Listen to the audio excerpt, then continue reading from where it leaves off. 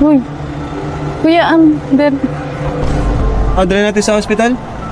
dali na po natin. Uy. Kahit sa bahay po, pupunasan po yung mga dugo. Baka masakit katawan. Masakit. Kumusta?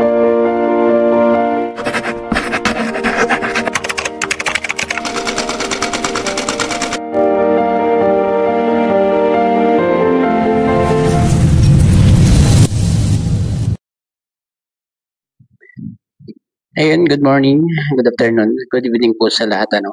Welcome to my YouTube channel, Roselski TV. At meron po tayong topic ngayon. At yun pa din, yung latest upload sa EDSI. At ating papakatitigan ang ating BPBNC kung paano talaga siya nag-alaala kay Kalingap Edu nung time na i-prank nila na aksidente si Kalingap Edu. At pero bago yan may ibabalita lang po ako sa inyo na tuloy na ang kaso kay Federico. At nakita natin yung live niya kanina na parang medyo nag-behave siya at hindi niya na babanggit ngayon ang ating dalaga alinman sa pamilya ni Biancy hindi niya nababanggit. At maganda yan, Federico, magbait-baitan ka muna bisi-bisihan ka muna ngayon kasi baka sa mga darating na panahon, buwan, maging busy ka na sa paruot pa rito sa kinalalagyan mo papunta ng diet at sure yan kapag natuloy na itong kaso sa iyo pero tuloy na kasi andon kanina sina Kuya Bal at ang family ni Biancy para sampahan ka ng kaso. Kaya good luck, Federico, good luck sa pinagagawa mo ayun, eto na nga po tayo at papakita na po natin yung video kung saan si Biancy ay sobra talagang nag-alala kay Kalingap Edu nung time na i-prank siya. Eto po, panoorin po natin.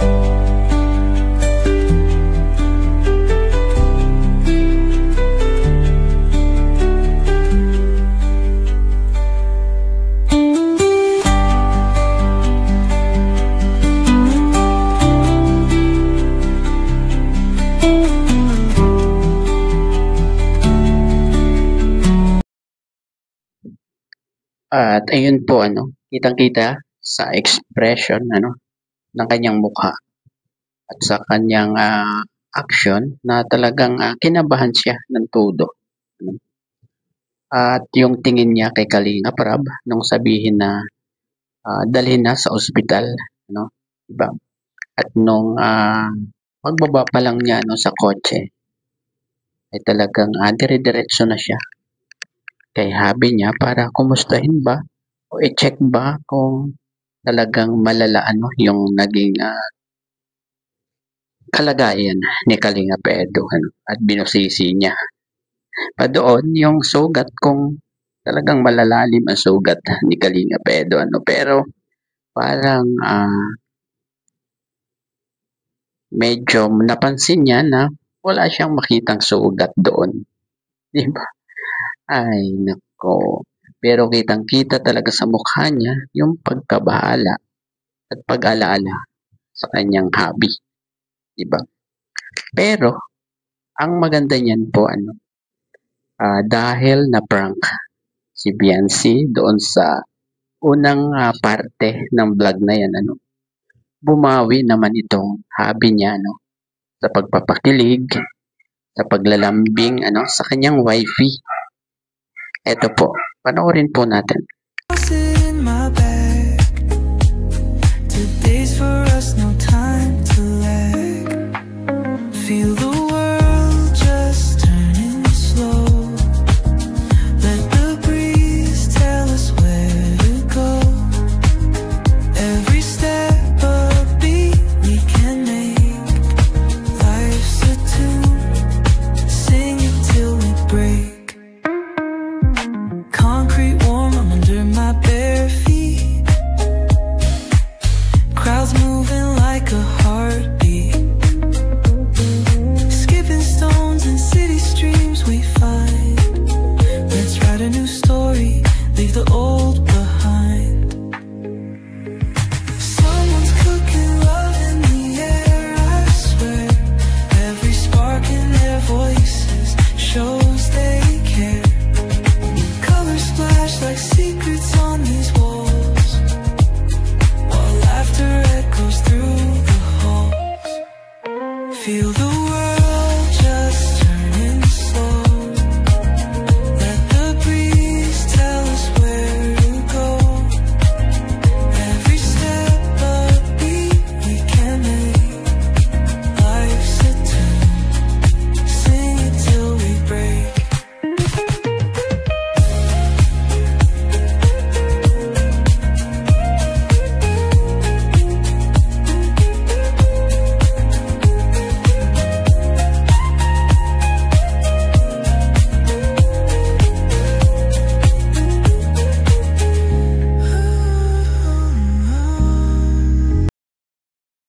At ayun talagang walang BT1 ng mga kamay at unlimited holding hands ang nangyayari, di ba?